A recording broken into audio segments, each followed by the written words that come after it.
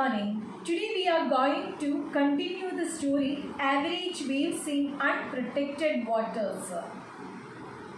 Bet Belding is the protagonist of the story. Bet is forced to institutionalize her mentally retarded child Arnold. Bet and her son Arnold are traveling in a train to Perkins Hospital. When Arnold starts to sleep, she begins to think about Arnold's childhood, about her husband Jeffrey, and also her childhood.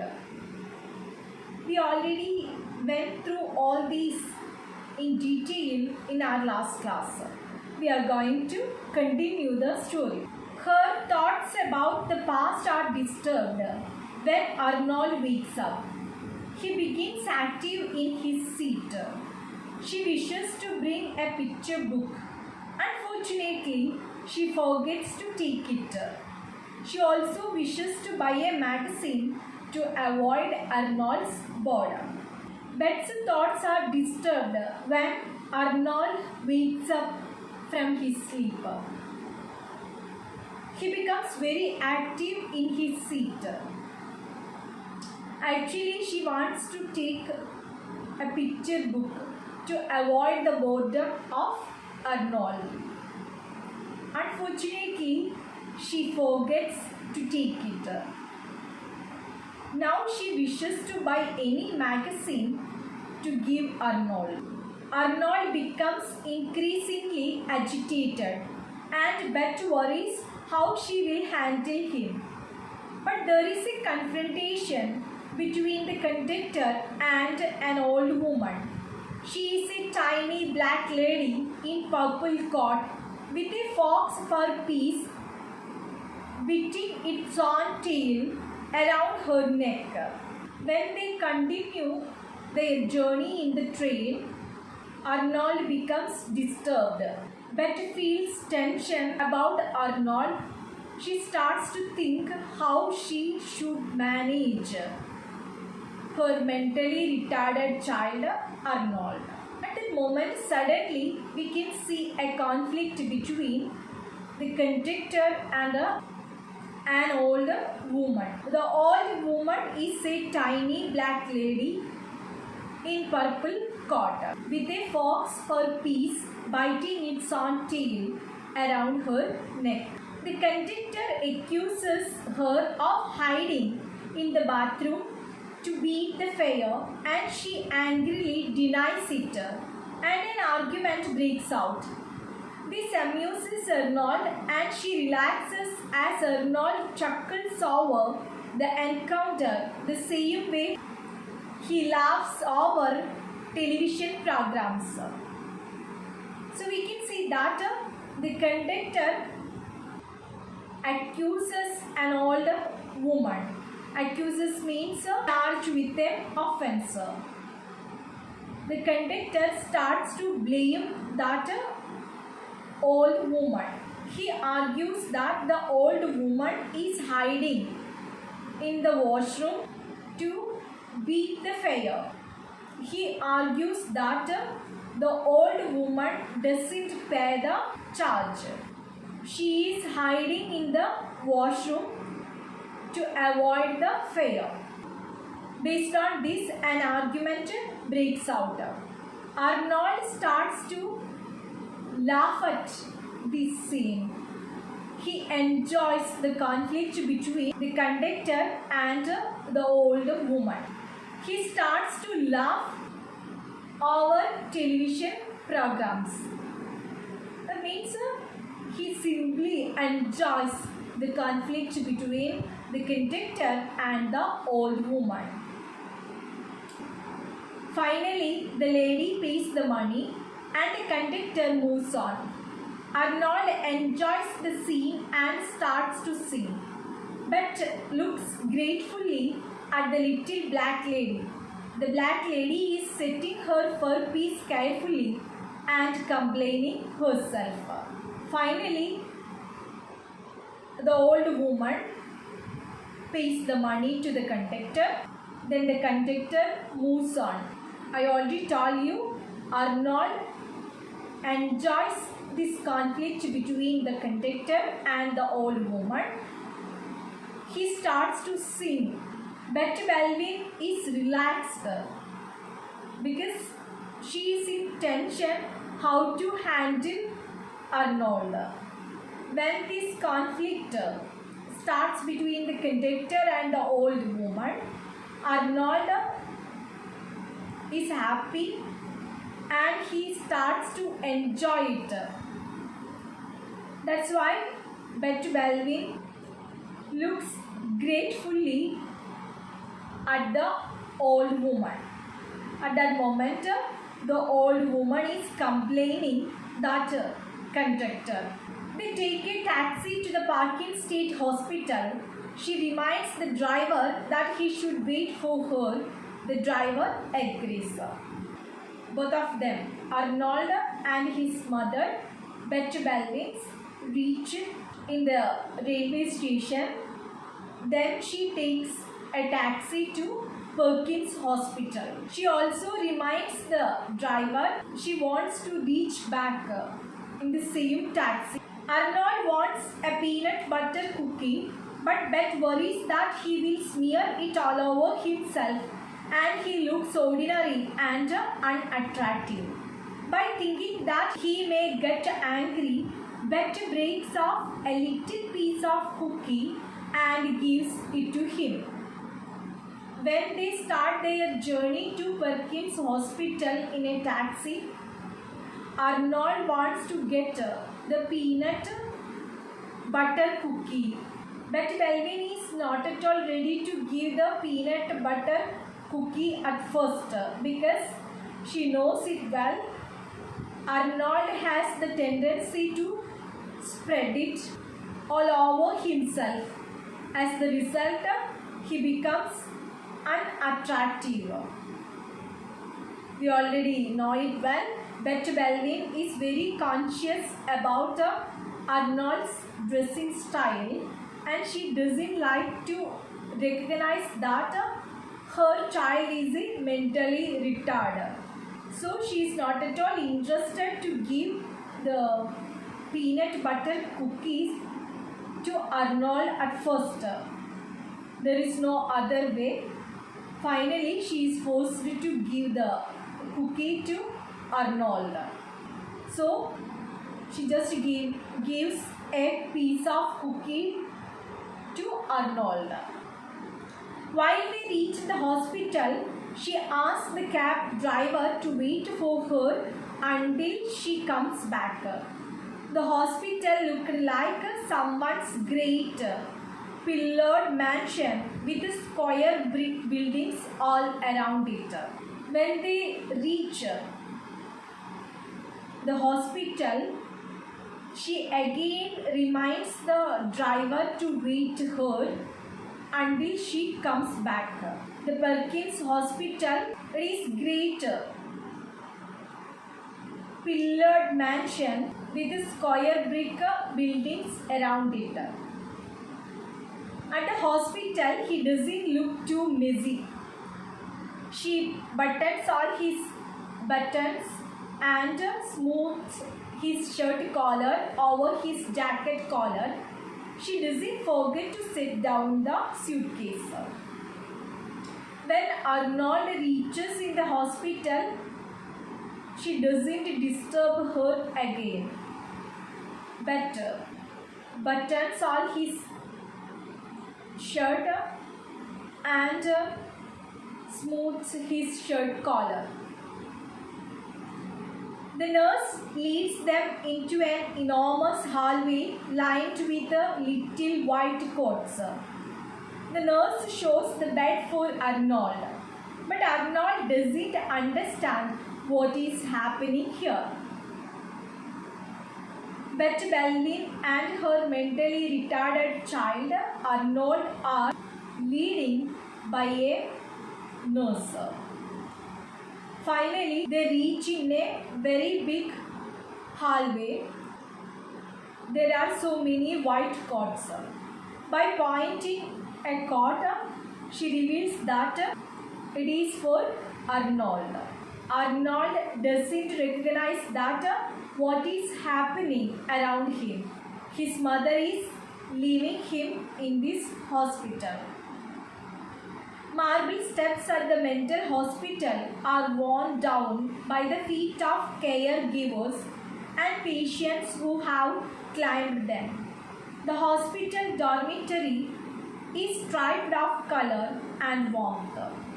Only a small crooked cloud picture indicates that children might live there. Betty is admitting Arnold because she can no longer handle him. The nurse informs her that usually they ask the family to stay away for 6 months and that she should say goodbye. I already told you here, Betty Belvin is forced to institutionalize her mentally retarded child Arnold. He is growing very strong. She can't manage him alone. She is a single mother. Her husband leaves her and their mentally retarded child.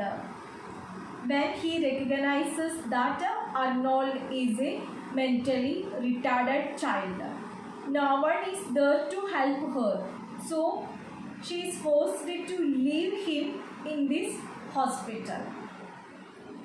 The nurse also informs her the relatives and parents of the patients should stay away from them at least 6 months. She also reminds her it's the time to say goodbye to Arnold. Inside the hospital, Betty tries to tell the nurse how to care for Arnold. She hands over Arnold's special blanket to the nurse. It is very heart-touching scene. We can see a lovely mother in Betty Belvin. She doesn't have other way. She is forced to leave her beloved son Arnold here. That's why she starts to speak about Arnold to that nurse. She shares his special taste, his dislikes to that nurse who accompanied them. She also gives the favorite blanket of Arnold to that nurse. Betty has a surge of worry. She frets over ensuring the staff knows about preferences and requirements. It is very difficult for her to manage the situation. Betty Belvin has a sudden and powerful feeling at that moment because she knows the situation well. She is leaving her mentally retarded child Arnold in this Perkins hospital. She doesn't have any way. She is forced to do it. But as a loving mother, she has her own emotions. When the nurse assures that Arnold will be well cared for, Betty says goodbye. With tears, she climbs the cab, telling the driver she has just 15 minutes to get to the station. The nurse gives her promise that Arnold would be safe here. By wiping her tears, she starts to enter into the taxi. She also reminds the driver she wants to reach in the railway station within 15 minutes. She has timed her trip so that she will have no delay in getting back to the apartment. But when she arrives at the station, she learns that the train is delayed by 20 minutes. She has a clear planning about her journey. That's why she wants to go back to her apartment without any delay. Because it is very painful for her to leave her mentally retarded child Arnold. But when she reaches in the railway station, she realizes that the train is 20 minutes late. Betty is horrified and begins to cry. She chooses the train from Beulah because she does not want to sit and wait in the station. She becomes nervous. She starts to cry. There is no other way. She can't control herself. Actually, she doesn't plan to spend the time in railway station because she wants to reach as soon as possible in her apartment after leaving her child Arnold. That's why she takes the ticket from Beulah. Unfortunately, the train is late for 20 minutes. That's why she starts to cry. She can't control her emotions. She has no idea what she will do with the 20 minutes she now has on her hands and sits down on a bench, confused and disconcerted. She doesn't have any idea how to manage the 20 minutes. She is confused and disturbed. We know it well. She is not in a good mood. When Bet desperately waits there, the town mayor enters the station and announces that he will be giving a 20-minute speech. Just then, a group of men with audio equipment enter the station and set up a wooden lectern and microphones. When Bet Belvin is in confusion how to manage the 20 minutes, at that moment the mayor enters into the railway station. He announces that he will be taken 20 minutes for his speech. They also arrange wooden lectern and microphones. What is lectern? Lectern means reading desk. We can also say it is a podium, lecture stand.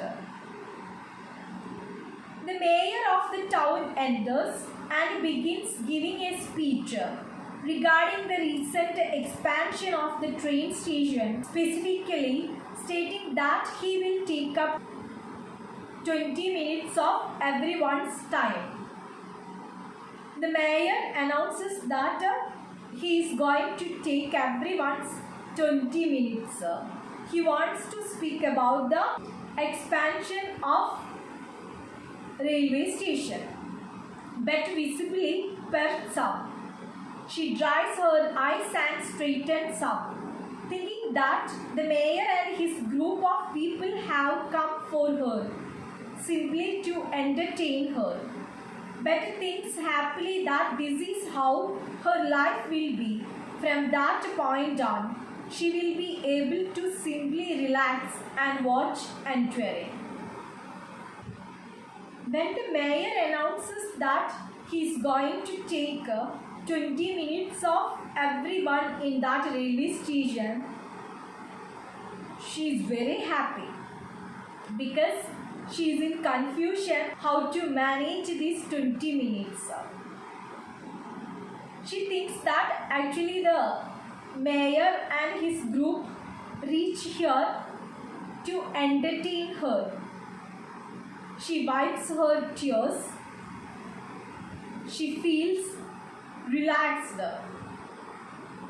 She starts to listen them. Betty is relieved then and believes that they have come just for her sake. And from now on, all the world is going to be like that. Just something on stage for her to sit back and watch. She starts to think that the mayor and his team come to entertain her. She hopes for a better future. She becomes very happy. At the end, in order to endure the pain of loss, she chooses to disconnect and become an observer of life rather than a participant. She believes that her decision will save the family and herself. At the end of the story, Ben has given up her role as a mother and finds a new identity of her own. Now, she acts as an observer. She thinks that her decision will save her family and herself. When she leaves her mentally retarded child Arnold, by doing that, she is given up the role of a mother and she is ready to search for her new identity.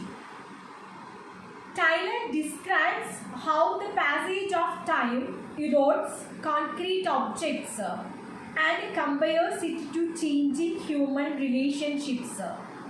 The shabby boarding house has peeling layers of wallpaper, symbolic of passing time and the people who once lived there. Through this story, Tyler speaks about the time has the power to change the concrete image in our minds. Have you remembered the shabby one-room apartment? Actually, by speaking about the shabby apartment, Tyler wants to speak about the people who once lived there. Betty is worn down physically and emotionally by Arnold's hyperactive behavior, his short attention span, and his loud, incoherent speech. As a mother, Betty Belvin is worried about her mentally retarded child Arnold. We know it well how a mentally retarded child behaves. Arnold is very hyperactive. We can't understand speech. He can't manage himself. Even he is a 9-year-old boy. More than that, when the years pass, he becomes more powerful. It is very difficult for her to manage Arnold. The nurse disengages emotionally when Beth tries to tell her about Arnold's unique qualities. The train conductor, the taxi driver and station attendant are coldly impersonal, showing lack of empathy for Beth and Arnold. In the past, they have witnessed many arrivals and departures like Beth's and no longer respond to them. We can see that the characters like the nurse, the taxi driver and conductor, they do not give any special attention or care for Arnold and also his mother, Betty Belvin. Because in their daily life, they are watching many people who live in different life situations. all the people are very busy in their life.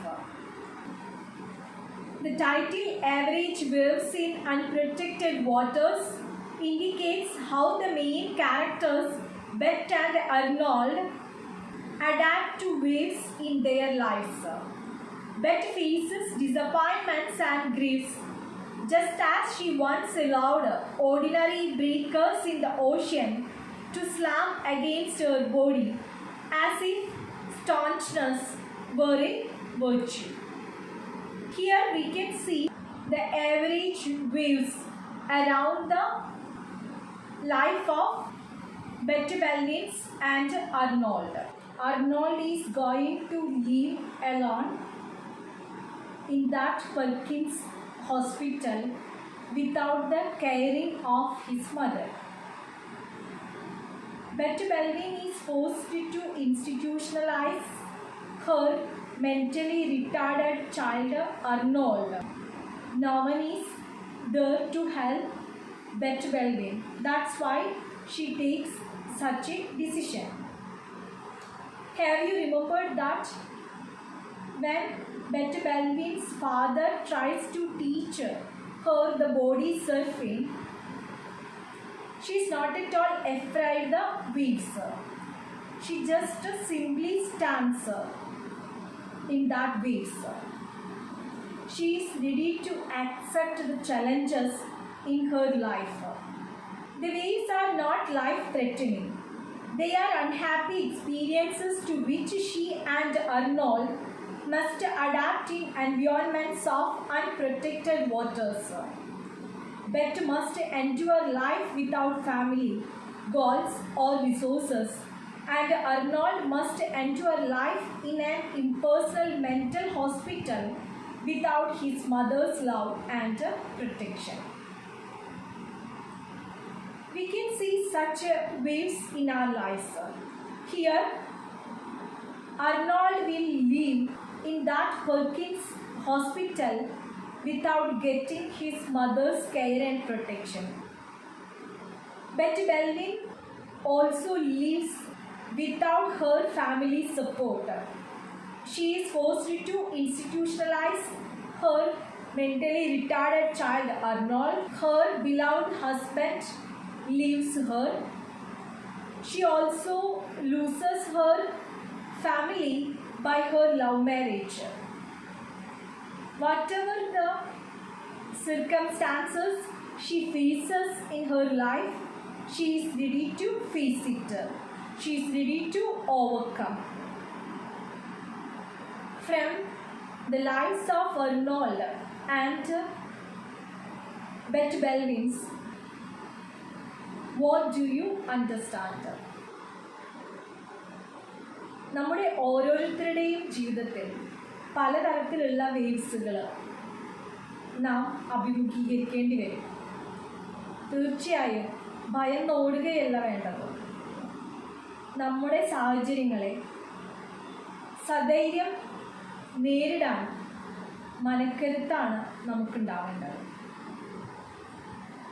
തീർച്ചയായും bet ബെൽവിനും അതുപോലെ തന്നെ അവരുടെ mentally retarded ആയിട്ടുള്ള അർണോൾഡും വ്യത്യസ്തമായ സാഹചര്യങ്ങളിൽ ജീവിക്കുക തന്നെ ചെയ്യും. That is the speciality of human beings. We can easily adapt the situations. അതുകൊണ്ട് തന്നെ ജീവിതത്തിൽ നാം നേരിടുന്ന വെല്ലുവിളികളെ സധൈര്യം അഭിമുഖീകരിക്കാൻ നിങ്ങൾ ഓരോരുത്തർക്കും കഴിയട്ടെ. We will meet in the next class with a new chapter.